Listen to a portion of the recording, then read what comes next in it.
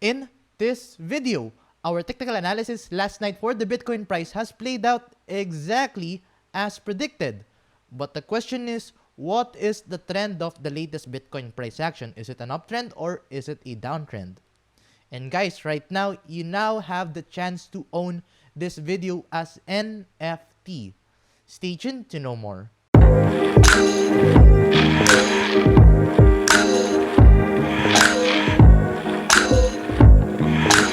So hi guys, and welcome back to another Gab's cryptocurrency video where we trade by data and not by hype. And if you haven't subscribed to my channel, click the subscribe button down below and hit the notification bell so you won't miss out daily technical analysis like this. So now let's dive into this video. So let's give you a quick recap of our previous analysis. So diba, yung ating previous analysis was following the 15-minute time frame kasi previously we were actually monitoring this bearish divergence forming, and then our target for that bearish divergence is actually the bottom of the, it's actually this support which is around that area kasi yun yung previous support ni Bitcoin price. So that's why that was our target support. And we actually played that one out exactly. And then after that, what happened was nag-form tayo ng bull flag which we actually signaled last night dun sa bandang dulo na ating live. And pinost ko to actually sa Telegram group natin and Discord. So if di pa kayo nakasali sa ating mga channel, you can actually join our channels in the description down below. But yeah, last night, we were able to signal this bull flag, possible bull flag, or more likely bull pennant in the very short term. So as you can see, we tried getting the height and then nilagyan natin siya sa possible point of breakout. Then in that case, we saw a breakout movement to the upside. And that's what we have actually played out. Ako personally, ang target ko was around the 44,000. Nag-take ako ng partial profit around the 43.3k. So yung 43.3k na-execute ko yung sell order ko doon, pero yung 44k hindi nag-execute, umabot lang, unfortunately, ang inabutan niya lang is up until the 43.8k. So after that, nagkaroon tayo ng decline, and then right now, ano ba yung next for the Bitcoin price action? So now, to understand what's the next movement, I think right now, we are starting to form this next movement. So as you can see guys, if you're going to zoom out, you can also see na meron tayong clear resistance forming for the Bitcoin price, and then on top of that, meron din tayong clear support forming with the Bitcoin price. However, if you're going to look at this, we tried breaking to the downside. So I think we are seeing a warning na pwede nang mag-indicate na this could actually break the trend. So right now, I'm very cautious right now with the Bitcoin price. Kasi let's say we get more candle closes below this support trend, then we might see a breakdown for the Bitcoin price. So in this case, that would be a warning right now for the Bitcoin price. So as of now, that is what we are going to monitor. Pero let's say we are going to see more buy volumes, then of course, we can see a movement up until the 44k. Pero let's say we are not able to sustain this support area, then we might fall down dito kay Bitcoin price. With that being said, ano yung target natin? So if you're going to look at the latest Bitcoin price, our targets are more likely around the 42.7k as well as this bottom of the channel, which is around the 42,000 US dollars. Or roughly 42.1k, that could be a good take profit area if let's say this entered into a breakdown. So right now, that is what we are going to monitor for the Bitcoin price. This is actually a warning na you should be monitoring in the coming hours, especially if you are not able to sustain this movement. Now, on top of that, maganda din tingnan yung ating moving averages, especially in the 4-hour time frame. Kasi if you're going to look at the 4-hour time frame, we have broken out of the 50 MA in the 4-hour time frame. And look at that. Previously, the 50 MA acted as a strong resistance for the Bitcoin price. So if you're going to look at that, we saw a lot of resistance with the Bitcoin price. And then the moment na na-break natin siya, the moment na nagkaroon ng tracement and then nagkaroon ng bounce, our next resistance was the 200 moving average in the 4-hour time frame. So asa na nga ba tayo dito sa Bitcoin price action? So if you're going to look at the latest Bitcoin price action, you can see na we are now trying to break out from the 50 MA. But ang problem natin dito is we need to get somehow ng bounce dito. So let's say mag-breakdown yung ating ascending channel or rising channel na nakita kanina, then we might see a movement up until the itong support area which is the 50 MA, and that is roughly playing around the 42.5k or 42.7k, which is the same din sa ating target support area kanina. So as you can see, 42.7k is a line na which we must hold for the Bitcoin price in order for us to continue movement to the upside. If not, we might see a midterm bear trend ulit if hindi natin na-hold yan. Pero as much as possible, we need to hold this in order for us to continue the movement. Pero let's say we are able to hold this line, then our more likely next target would be around the 200 MA, which is right now holding within the 46.2k. And it can go down pa din up until the 45k or 46k. But as of now, you need to follow the 50 MA in the very short term. So that is for the Bitcoin price. And guys, I actually still have my Bitcoin long position open dito sa ating Phoenix trade. So, ito medyo low leverage lang siya, so kaya hinayaan ko lang siya. Pero for the smaller time frame, especially sa mga bigger leverage ko, such as BingX as well as kay Bybit, naka-close sila ngayon. So, if you want to trade dun sa mga platform na yun, kasi dun mas mura natin Bitcoin trading fees, you can actually check out the description down below if you want to sign up with those platforms. Especially, you can get bonus and you are also qualified for future competitions natin and future raffles na pwede ibigay na ating mga platform. Now, let's talk about Cardano kasi I think nakita tayo ng relief rally lately kay Cardano, and then gusto ko din siya pag-usapan ngayon kasi marami na nagsasabi na tuloy-tuloy na daw tayo for Cardano. Well, ang magandang tingnan dito ngayon for Cardano is yung mga resistance areas na we need to watch out first before concluding na we are seeing an uptrend. So with that being said, ano ba yung mga resistance areas na titingnan natin? So for the time being, meron tayong resistance forming with the Cardano around this area. So as you can see, if you're going to check out this resistance area, which also acted as a support, and then it became a resistance, we actually have a 1.39 resistance area within the Cardano price action. So right now, we need to break that first in order for us to see a continuous movement to the upside. But if we did not see let's say if hindi natin na-break yan, then we might see a movement between the 50 MA up until the resistance na yan. And looking at the 200 moving average, we actually have broken out of the 200 MA. So this could actually indicate na on top of the 50 MA support, our main support that we need to watch out right now is this 200 MA.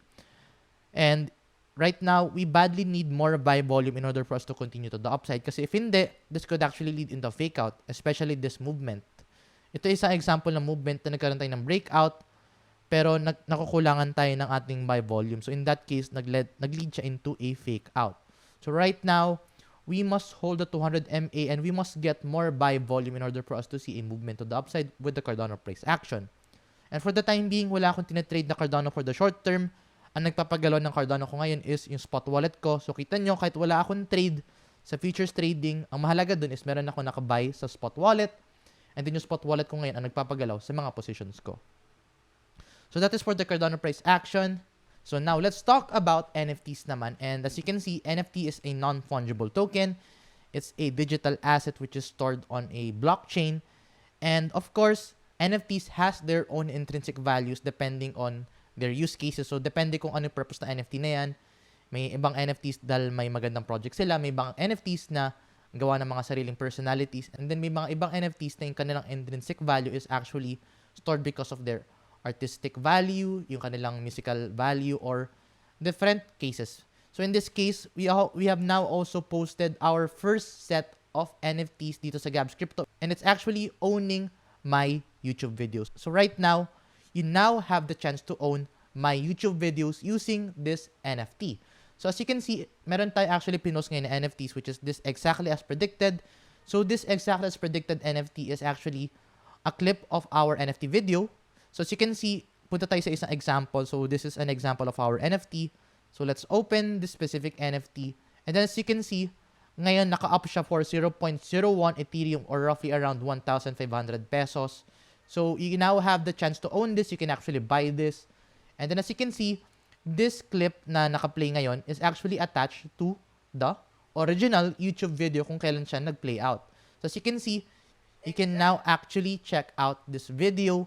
And you can now actually buy this video using this NFT. So right now, if you now own this asset, you now actually own this part of the YouTube video. At that point in time, you now own this digital asset na naka-attach dito sa NFT natin. And yeah, you can actually now buy that. And then you can also sell that. Let's say you are able to sell that at a higher rate. So as you can see, right now, the current value of this NFT is around 0.01 ETH. And then if you are going to look at the floor price, ito yung ating pinakamurang price na pwede natin ibenta siya. So as of the time being, mabebenta mo siya sa market at 0.01. Pero let's say tumaas yung kanilang floor price, naging 0.05 or naging 0.06. Then in that case, pwede kang kumita. Kasi let's say you are able to bought that asset na sobrang mura. Let's say nabili mo lang siya ng 1.5, pero ang market value na ngayon is around 10,000. Then pwede mo siya ngayon ibenta as 10,000. And then you can also trade that with other NFTs. And let's say you want to buy more NFTs and then gusto mong i-trade din siya and then invest. You can also do that dito sa similar NFTs natin. So as of the time being, meron tayong 5 NFTs minted, and then we are going to mint 5 NFTs per week. And then per week, pipili din tayo ng 3 winners with our NFT. So right now, mamimigay tayo ng 3 NFTs based from this video. So on top of that, yung ating uniqueness ng ating mga NFTs are actually determined by this property. So as you can see, so ngayon paano ba natin malalaman kung may worth ba talaga itong ating NFT? So you can actually check out dito sa ating properties and makikita nyo kung aling NFT dyan yung may mga ganitong type of asset. So as you can see, lahat ng NFTs natin merong Shure microphone na nakalagay. But as you can see, only 20% of our NFTs are using a boom mic stand, and then 20% of our NFTs are only using this black Adidas shirt one. But most of our NFTs has this Logitech. So in this case, if mas rare yung inyong NFT na yan, you could actually sell that at a higher rate. So let's say, binili mo siya at 0.01, pwede mo siya ibenta na mas mahal kasi yun nga, may scarcity. And of course, hindi lahat may ganon. And then ito pa siguro isang magandang example, itong Siargao NFT na exactly as predicted. So this is actually one of the most expensive kasi as you can see dito sa ating NFT na yan, as of now, only 20% of our NFTs have this Siargao Cafe. 20% lang din yung meron tropical polo nitong NFT, and then 20% lang din yung merong gumagamit ng MacBook camera. So as you can see, the more na mas kaunti lang ang merong gantong property, the more na mas mataas yung ating value nitong asset, and the more na mas scarce yung ating asset. So with that being said, you can now actually own this NFT by buying it, or you can actually sell it at a higher price. Sa ngayon, wala pa siyang value kasi as you can see, 0.018 pa lang siya, which is roughly around 1,500 pesos. But you can actually trade that. And then with that being said, ito mga first set of NFTs natin, and if let's say wala pang NFTs, mamimigay tayo ng NFTs ngayon dito sa video natin. So now let's dive into our first set of our NFT giveaway. So sa ating NFT giveaway, actually, meron tayong NFT giveaway na pinost earlier today. And then ito yung nakagulat, guys. Kaka-post pa lang natin, 286 na kagad yung gustong sumali dito sa airdrop natin. So, for now, 3 pa lang ang mananalo. So, if hindi kayo nanalo dito sa ating airdrop, you still have the chance to win within our next set of NFTs. So, if hindi kayo nanalo dito sa ating latest airdrop, you still have the chance to win with our next set of NFTs. So, let's say, hindi kayo napili sa next batches of NFT na, let's say, mag-mint ako, automatically entitled na kayo sa next set. So right now, let's select our first 3 winners of our NFTs, and hopefully, sana ikaw yung manalo.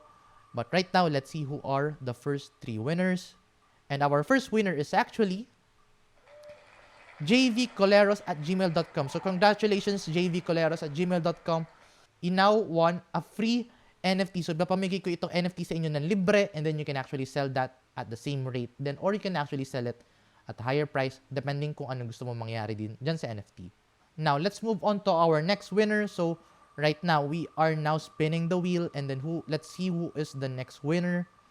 So, the next winner for our NFT giveaway and airdrop is actually netjm70@gmail.com. So, congratulations for being our second winner for our latest airdrop nitong NFT. So, makaka-receive kayo ng email na kayo nanalo ng itong NFT, and then you will actually see that specific asset transferred into your account. Now, on to our last and final winner of the day. Let's see who will win. So as of now, kakapost lang natin, and then 250 plus na kagad yung winners. And then 250 plus na kagad yung ating entries. But right now, JST Manuel is our last and final winner of the day and for the week. So congratulations sa ating mga winners for this first set of airdrop nitong NFTs. So if you want to buy these NFTs, and if you want to own your very first NFT, you can actually buy your first NFT dito at a cheap rate, which is around 0.01 ETH, which is roughly around 1.5k lang naman. So kung gusto nyo ngayon bumili nitong NFT, you can actually check this one out in the description down below. Ang floor price niya ngayon is actually around 0.01. And yeah, congratulations sa mga nanalo. And then hopefully next week, sana kayo yung manalo sa ating next NFT giveaway. So if you find this video useful and informative, please give this video a like. And if you want to see more contents like this, please subscribe for more. I'll see you in the next video, and bye-bye for now.